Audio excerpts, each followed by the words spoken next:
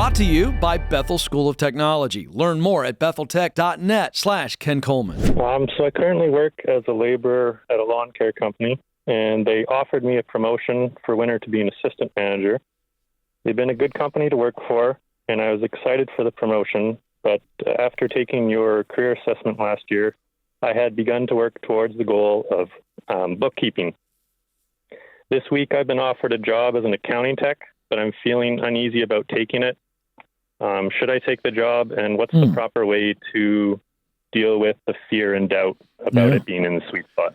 I love this question. We need to dive into the fear and doubt. So what are you afraid of in potentially taking this accounting job? What are you doubting? And let's see if there's any evidence there, because this could be, your brain protecting you. It also could be your brain holding you back. That's what we got to do. So let's start there. What's causing the uneasiness about taking the accounting job? Probably mostly just it's not something I've done a whole lot of. I've worked part-time for a small business for probably the past 6 months doing it. Okay. How's that going? I'd say pretty well. I've helped him save some money in some places, and he's been happy about it. Nice. Has anything bad happened? I also took on a treasury role, and that didn't go as well. I found myself in over my head and just had to step down in that role. Treasury role for a nonprofit? Yeah, a non-for-profit. Okay, when you say you got over your head, what did that mean specifically? So I had taken some training courses, and it dealt with the for-profit side of businesses, and then the not-for-profits have a lot more in-depth on the book sides that I just wasn't really prepared for, that I thought I might be, and it felt like a shot. Yeah, well, but let's look at what happened there.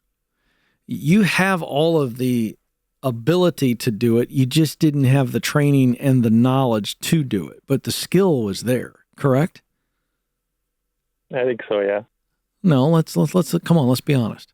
The skill part of it, to do the actual accounting, if you knew the regulations or the laws or some of the particulars and you had been trained on it, not just trying to figure it out as you go, you had the skill to do it. You didn't have the training and the knowledge. True or false? True. Okay, then. So I understand how that would wound you a little bit and kind of knock you back a step.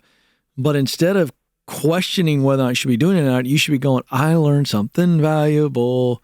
I should probably get trained beyond when I take on new accounting functions, right? Right. Had you gotten trained, we wouldn't even be having this conversation about that particular situation. True or false? True. Okay. And so on this 6-month deal, you haven't gotten out over your skis. For this small business, you're in your lane and you're doing great. You've saved them money. That's a big deal, right? Right. All right. So what else? What else is making you question taking this full-time accounting job? Anything else?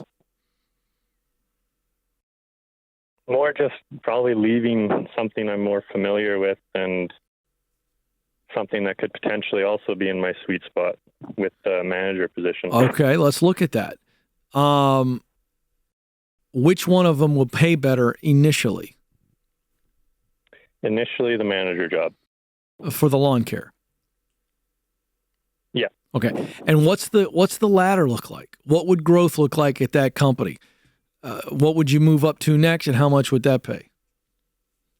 So to start, I would be probably just under what I make now, but through the, 1 to 5 years, I would be making probably 10,000 more than what I make now. 10,000, not a lot. Not when you start dividing that out. After taxes, that's not a huge chunk of change. And so what does the growth look like in taking the accounting position? Oh, sorry. That was the accounting position. Oh, I'm sorry. So what's the growth look like if you take the manager job for the lawn care? I don't think there's a lot of growth there just due to the backlog of managers, and it would probably just be the same 3% raise yearly. Exactly. Okay. And so let's strip money away for a second. Which of the two do you think at this very moment you would get the most enjoyment out of on a day in, day out basis? I think the accounting tech position. Okay. All right. I see 2 check marks for accounting, 2 X's for lawn care so far. Is there anything else? Anything else where you're stumbling over it? Oh, wait a second. I didn't address this. A minute ago, you said one of the things that's holding you up is I've never done this accounting stuff, or I haven't done it as much as I've done the other. But again, you've got the skill to do it.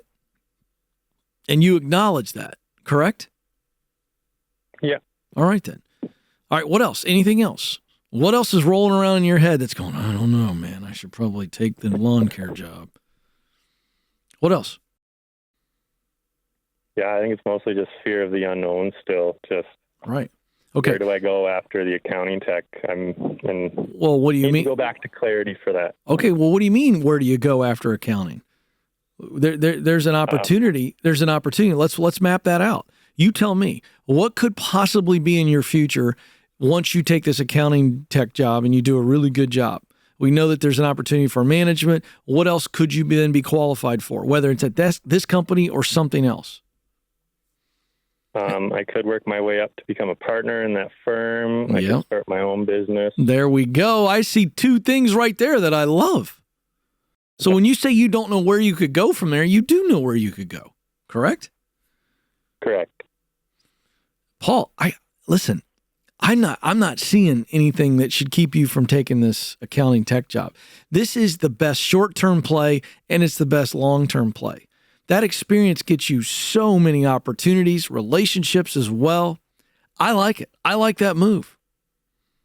Now, if there are some specific unknowns that you have, Paul, have they offered you the job? I haven't technically gone in for the second interview yet, but okay. I've been meeting with the supervisor or the person who would hand out the job, and they've been telling me that it's basically mine, yeah. All right. Do you have a list of some things that you still feel are unknown?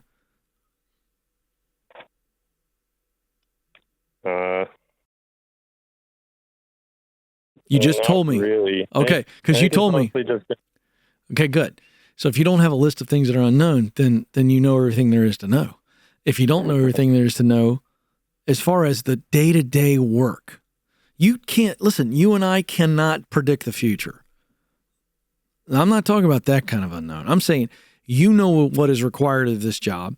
You know that you've got the skill for this job. You should know everything that you need to know in this interview process. And if you don't know, ask. And once you get all the knowns, then this is just good old-fashioned common sense. What do I think is the right thing for me? And I feel it. Even though it might be scary, there's nothing to be scared of. You've proven already in this side gig that you have the chops to be an effective, efficient accountant. So now that you know, and by the way, you've got a great mistake that you made. But even then, it was a learning opportunity. It's like, oh, I just hadn't had the training on the minutia or the specifics of a nonprofit accounting situation. So I can do this. I can do it. I've done it. I'm doing it. I can do this. It's a pep talk, Paul. Take it.